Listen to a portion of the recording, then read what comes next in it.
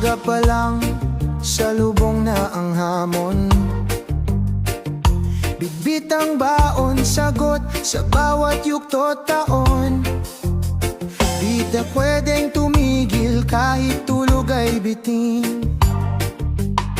Sa mundong mabigat, kahit ano ay papasanin. Sabi nila, pag marupok kay iiwan, kaya araw-araw lakas ang tinatayaan.